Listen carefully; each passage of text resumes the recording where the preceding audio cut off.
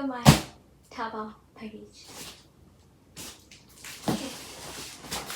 let's see.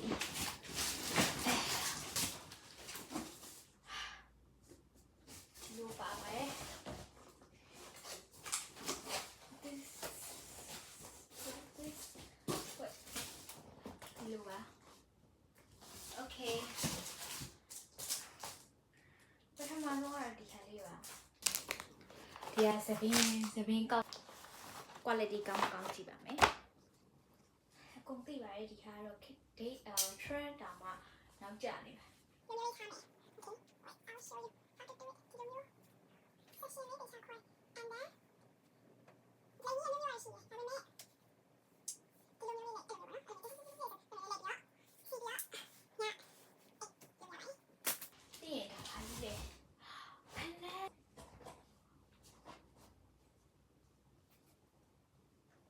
Chi mà làm tiểu adore it. It's good. Okay, not bad. Not bad. Ichi rồi. Yeah, đó mẹ. Có mày.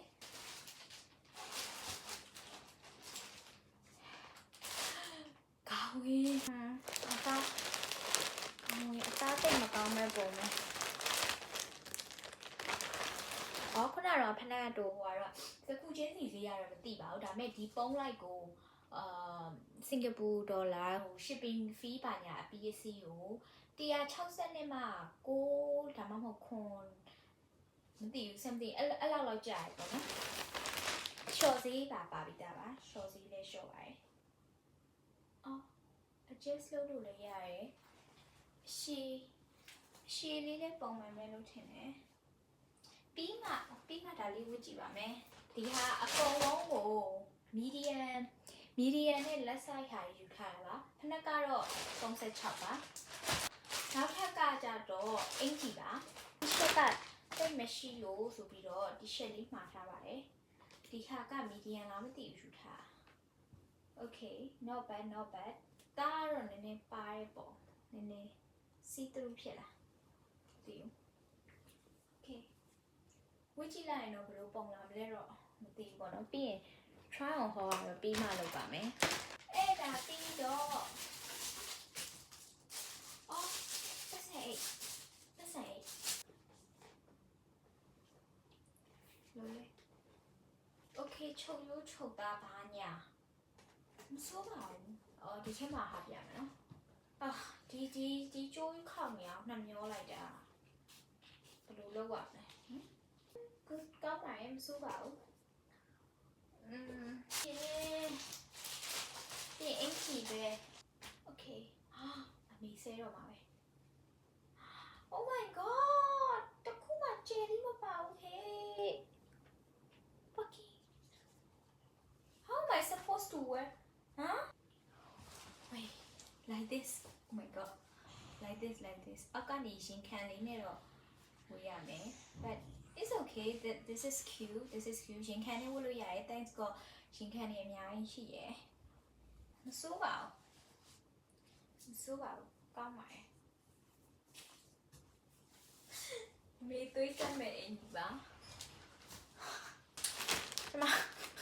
try ဟောရတော့နောက်မှရိုက်ပြပါမယ်နောက်မှရိုက်ပြမယ်လုပ်တယ်ဒီအင်ကြီးကတော့သွေးတက်တော့မှတစ်ခါရဲ့မေးကြည့်သွေးတက်တော့မှတစ်ခါရဲ့ပြလိုက်ပါတယ်ဒါလည်းအင်ကြီးပါပဲခုနလိုမျိုးမဖြစ်ပါစေနဲ့ကောင်းလေးလို့ရတဲ့ဟာဖြစ်ပါစေ please ဒါလေးကတော်တော်လေးကြိုက်လို့မှာထားတာဒါလေးကိုစကတ်လေးနဲ့အဖြူလေးနဲ့တွဲဝင်မယ်ဆိုပြီးတော့တော်ပါမလားရှင်ဖက်ကအပြစ်တနာပဲဒါပေမဲ့ boost state နဲ့ဝေးရင်တော့ရမယ်ထင်ပါတယ်စင်ပြေပါတယ်အဲ့လိုမျိုး return ပြန်ပေးရလောက်တဲ့အထိတော့ပြန်ပြီးတော့လဲပြီးတော့ refund ပြန်တောင်းရလောက်တဲ့အထိတော့မဟုတ်ပါဘူးအနောက်ကခါကျူးချီလေးပါဒါလေးက gym လက်အိတ်လေးပါဒီကအိမ်မှာရှိတဲ့ဟာလိုမျိုးပါပဲဒါပေမဲ့အိမ်ကဟာကြံခဲ့ပြီပေါ့နော်အဲ့တော့ဒီမှာစော့ရဲဘာညာတရကားဆိုရင်ဒီကဒါဘာမဟုတ်ပါဘူးဗာလဲအိမ်တော့ဗာလဲ200ပြည့်အောင်မို့400ပြည့်အောင်မို့လို့ဆိုပြီးတော့ဇွတ်တွေထိန်နေရနေမှာဒီဟာပါသွားဒါပေမဲ့ဒီဟာလေးကလည်းဘယ်လောက်မှမရှိပါဘူး promotion တွေရတဲ့ခါကျတော့တကယ်ဘယ်လောက်မှမရှိပါဘူး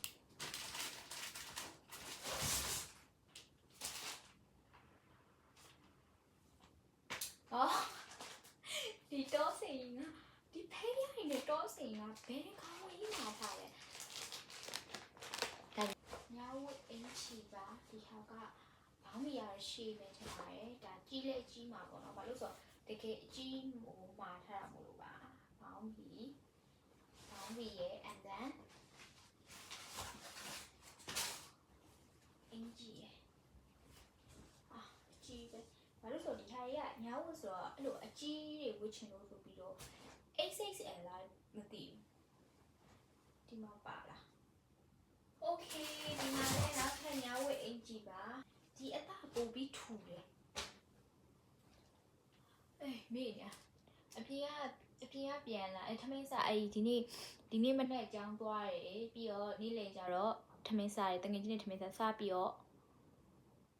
အိမ်ပြန်လာတော့အမထမင်းစားပြီးတော့နှခမ်းကြီးပြန်သွားတယ်ထပ်မစိုးလိုက်ရတော့မစိုးတော့မေ့ပြီးတော့နှခမ်းကြီးမစိုးဘဲနဲ့ဗီဒီယိုတွေရိုက်တယ်ဒါလေးကဒီလိုပေါင်းလေးလားလက်ကရှော့နေအကြီးတကယ်မဟုတ်အကြီးကိုမှထား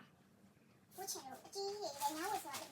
ဒီကညာဝတ်ဆိုတော့ဘာပေါ့ကြီးဖြစ်နေဝှချင်နေတာအကုန်လုံးဒီကအစင်မပြေးပါမလားဆိုပြီးဝှပြေးရဲ့အချိန်မှသိမှာပေါ့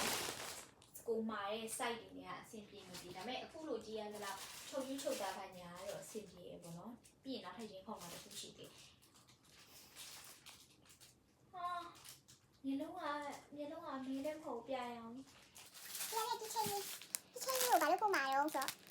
လက်တော့အိမ်မှာတက်ဖို့ဒါပေမဲ့လက်တော့အိမ်ကနောက်တစ်ခါမှာအခုတစ်ခါချိန်မှာလက်တော့အိမ်မပါသွားတော့နောက်တစ်ခါလက်တော့မဟုတ်ပါဘူးဟိုပါလားအိုင်တက်ကျောင်းဝယ်အိမ်မှာချိတ်ဖို့ဆိုပြီးတော့ဒီလိုမျိုးလေး so cute အရင်ကလေးလေအရင်မဖြစ်ဘူးတော်နေချင်းပြမကောင်းနေလေအဲ့လိုမျိုးလေးစုံခုံပုံမှန်လိုလိုပါအဲ့လိုမျိုးလေးဖြစ်နေရပါတော့ so cute ဒီလိုမျိုးလေးဒီလေးနဲ့ချိတ်ရမှာoh no ဒါနဲ့ချိတ်ရမှာI don't know ဘယ်နဲ့ချိတ်ရမှာဒီဟောင်းချလိုက်လို့လည်းရတယ်လားဒီဟောင်းချပြီးတော့လေမဟုတ်ဘူးဒီထားပါတော့ချိတ်ရမှာဒါလေးဒီလိုမျိုးလေးပေါ့နော် okay အသေးလေးပြလိုက်မယ်နော်ဒီကတော့ကျွန်မကက်နေကြအဲ့လိုမျိုးဟိုအင်ဂျီယူပါလို့နဲ့အဲ့လိုမျိုးရင် bra တွေပါတွေနဲ့အနောက်ကွဲတွေပါဝတ်တယ်ဆိုရင် bra တွေပါနဲ့ဆိုအဆင်မပြေမှာဆိုလို့ကူတက်လေးဒါအမှန်တကယ်အစ်ချက်ချွတ်ကြီးကိုဟိုမှာမှာပြီးသားမြန်မာမှာမှာပြီးသားဒါမဲ့ကြံခဲ့တာအဲ့တော့ဒါအစ်တစ်ခုထုတ်လိုက်ပါတယ်ဒီမှာဘယ်လိုတောင်းရမှာလဲဆိုတော့ဒီဟာလေးမျိုးပေါ့နော်ဒီဟာနေချက်ဒီဟာလေးကိုဖက်နဲ့တင်ထားရပြီဖက်နဲ့အဖြူကဟိုရှုပ်ဖက်ကကွာဟိုမိုးဆိုကတော့ဟိုညစ်တစ်လိုမျိုးဖြစ်မိုးဆိုတော့ပြီးတော့ရှော့လိုက်တာရှော့ပြီးတာကိုညစ်တစ်ဖြစ်နေရပါတော့အဲ့နဲ့ဖက်နဲ့အဲ့လိုမျိုးဒီမှာလေဖက်နဲ့အဖြူအဲ့လိုမျိုးဟောဖြစ်တဲ့မှာလိုက်တယ်ပြီးတော့ကျမအမေကကျမကိုညနေတော့ပေါ်ဝါရေးခံရတယ်ဆိုရင်တက်ရှော့ပါအခုရှော့တဲ့မရှော့ပါနဲ့တဲ့အဲ့လိုအခုရှော့ကအကုန်လုံးရောတုံးရှော့တာမို့လို့ကိုညနေတော့ပေါ်ဝါဆိုနေလက်ပိတ်မှာလို့မျက်နှာပိတ်မှာအဲ့လိုမျိုးဖြစ်မှာဆိုလို့လေ brush လေးဝယ်လိုက်ပါဆိုလို့ brush ဝယ်ထားတာပါဒါ brush ကတော့အကျဉ်းမဟုတ်ဘူးအဲ့လိုမျိုးဒီလိုမျိုးလေးဒီမှာလေးနော်ပြပြမယ်ဒါဘာလဲမသိဘူးဒါကနာရီသိလားနာရီကလည်းနေရင်တော့ခုံမယ် okay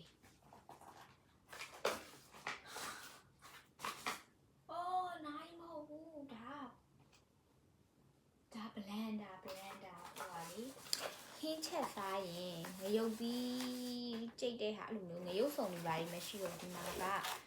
blender လေးဝယ်လိုက်တာပါ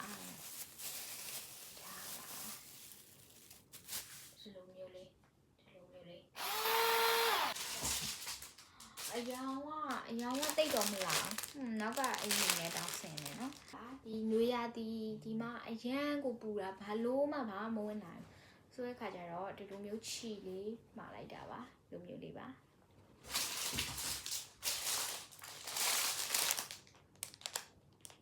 အခုဒါမှမဟုတ်ဒါလေအပေါ်စားလို့ထိုင်ဝမ်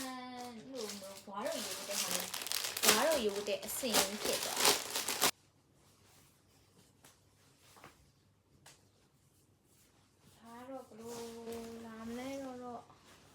မသိပါဘူးရှင်အောက်ကအခွဲတော့မပါဘူးဒီလားဟောပါတယ်အခွဲပါတယ်အောက်က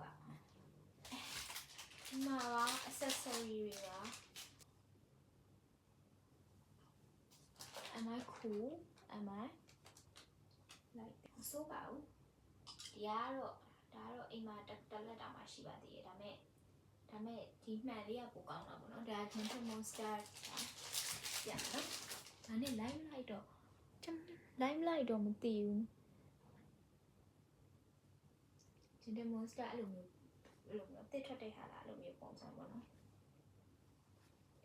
ဒါလေးတွေကအဲ့လောက်ဈေးမရှိဘူးပေါ့နော်တစ်ခုမှအဲ့လို6ထောင်လို့မဝင်နေဆိုရင်အဲ့6ထောင်လို့9ထောင်လို့အဲ့လောက်ပဲရှိတယ်ဆိုတော့အကြောင်းမလို့မှားပြပါတယ် ဒီကတော့ waist chain လေးပါဝတ်တယ်ဆိုရင်နည်းနည်း waist line လေးပေါ်အောင်မလို့အဲ့လိုမျိုးလေးမျိုးခါမှာပတ်တယ်ပြီးတော့ဒီဟာလေးကတော့ရိုး t-shirt လေးပါနည်းနည်းအဲ့လိုမျိုးလေးဒါတော့ကောင်းပါတယ်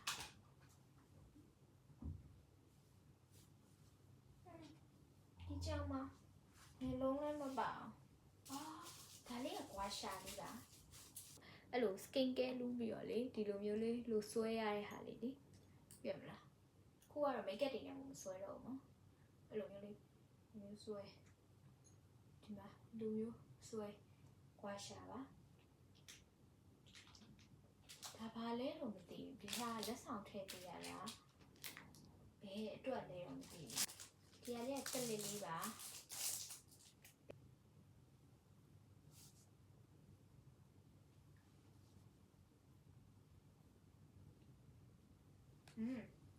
ပြီးရင်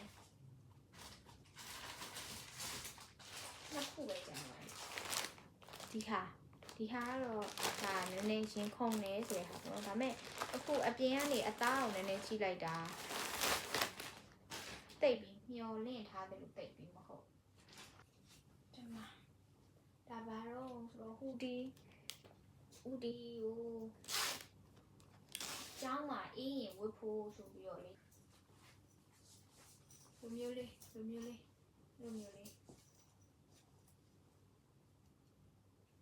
စက်ကတ်လေးနဲ့ဗာလေးနဲ့တော့အဲ့လိုမျိုးလေးနည်းနည်းဟူတီဟိုမှမိန်းကလေးနည်းနည်းဆန်တဲ့ဟာဆိုပြီးတော့မှာလိုက်တာစစ်ကလည်းတိတ်ပြီးမကောင်းဒါဘလောက်ပေးရလဲတော့မသိဘူးပေါ့နော်မမိရတော့မဟုတ်အဲ့စုစုပေါင်းပတ်စံပဲသိရလေအမျိုး item 23ခုအမျိုး23ခုမှာရဲ့ချိန်ကြတော့မသိတော့ဘူးလိုမျိုးလေးပေါ့နော် Okay not bad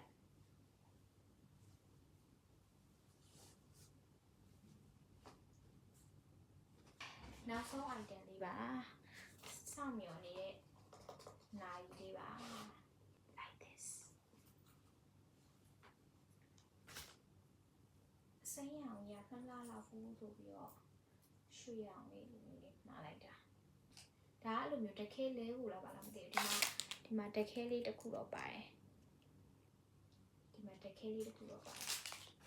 ဆိုစင်တယ်အချိန်တိုက်ပေးလားမတိုက်ပေးတနာရီ40တန်လားဟုတ်တယ်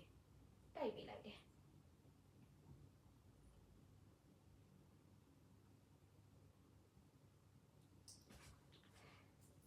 ဒီကြပြီးတော့ distracting ဖြစ်သွားတယ်ကျမတငယ်ချင်းတွေ group ထဲမှာစာပို့နေလို့ပါကြည့်ရတာဟိုအစ်စ်ဖြုတ်ဖို့လို့ပါတော့အဲ့လိုမျိုးထည့်ပေးလိုက်တာရှင်ဒါပေမဲ့ဒီလိုမျိုးနိုင်နဲ့ပတ်သက်တဲ့ကိစ္စလို့ပါတော့ဆိုရင်ကျမမလုပ်တတ်ပါဘူးကျမအဖေရမှာလုပ်တတ်တာပါအဲ့တော့ကျမလုပ်ဖို့မရအောင်ဆိုကျမဘေးခန်းအကောင်လေးတွေလုပ်ခိုင်းမှာပါတကယ်တော့လေဒီလိုမျိုးနိုင်ရလေအကောင်းစားကွာတရုတ်ကဟာမဟုတ်ဘဲနဲ့မမေ့စီမှာရွှေရောင်နိုင်တစ်ခုရှိရယ်ငယ်တော့မမေ့ဟာလားမမေ့တဲ့ဟာလားမသိပါဘူးဘယ်သူဟာမှအေးအဲ့ဒါကိုတဲ့ဒါနိုင်ရအစ်စ်ဖြုတ်ပြီးတော့ပြန်ပြီးတက်ရမှာပေါ့နော်ဒါချောင်းရယ်ဘလို့မှဟောဖြစ်ချောင်းရယ်ဆိုအင်တာနက်ပေါ်ကနေကြည့်ပြီးရင်လုံးပါပါဘာဖြစ်လို့ဆိုတော့ဒီနိုင်ငံမှာသူများအကူလို့မရပါဘူးကိုအကူကိုရမှာပါအဲ့တော့ကိုလုတ်တဲ့ရင်အကောင်းဆုံးပေါ့နော်အဲ့တော့အိမ်ကိုဖုန်းခေါ်လို့ရရင်အပားနဲ့တိုင်နေပြီးတော့လုပ်ကြည့်မယ်မရဘူးဆိုလဲကိုအကူကိုလုပ်ကြည့်ပါမယ်ဒီမှာလေးကိုလေးတော့ပါတယ်ဒီလားအစ်စ်ဖြုတ်တဲ့ဟာလေးသူအဲ့ဒါတော့ထည့်ပေးရတယ်နဲ့ကောင်းပါတယ်သူဟာနဲ့သူလေးတော့တန်ကြပါတယ် စိတ်ထဲနည်းနည်းဘဝင်မကြဖြစ်တာက3ခုလောက်ရှိတယ်ဒီခေါင်းဝင်ကြီးအဲ့ခေါင်းဝင်ကနည်းနည်းအသားတော့ထားပါတော့ဒါပေမဲ့အယောင်တို့ဒီဇိုင်းအဲ့လိုမျိုးပေါ့နော်အဲ့ print ထုတ်တဲ့ဟာသူတို့ရဲ့ design print ဟိုဘာလို့ကနည်းနည်းအရေးသွင်းမမီဘူးလို့ခံစားရတယ်အဲ့ဟာရဲ့ပြီးခုနကတော့ကိုရီးယားဟူဒီဟာကအဖြူအဲ့လိုမျိုးသူဝတ်ပြထားတော့ရမ်းလာတယ်ဒါဒီလိုမျိုးကြီးထွက်မယ်လို့မထင်ထားဘူးဒါပေမဲ့ခဲအောင်ကတော့ကိုကကိုယူလိုက်တာတယ်ပြန်ကြည့်ရမှာပဲဒီအဲ့တိတ်မကြိုက်ဘူးအယောင်မကြိုက်တာအယောင်ဟိုဟာဖြစ်တာပြီးရင်ကိုဟိုလေချီအပြာရောင်လေးဆိုတဲ့ဟာလေနေရာဒီကိုချီအပြာရောင်ချမ်းပြက်လေးအဲ့ဒီဟာကကြတော့အပြင်ကအယောင်နဲ့အထက်ကရောင်ပို့ပြီးနုလေးဖြစ်သလားလို့အပြင်ကယောက်ျားဒီလိုဒီရောင်နဲ့နည်းနည်းတူနေတယ်အဲ့ဒါပါပဲသဘောသိမကြတာကျန်တာကြီးကုန်ကြိုက်ပါတယ်ဒီချိန်မြောင်းမျက်နှာကြီးနဲ့တူနေဟာလားပဲကုန်အကြိုက်ဆုံးဆိုရင်ဖနက်စိတ်တိုင်းကြဆုံးဖနက်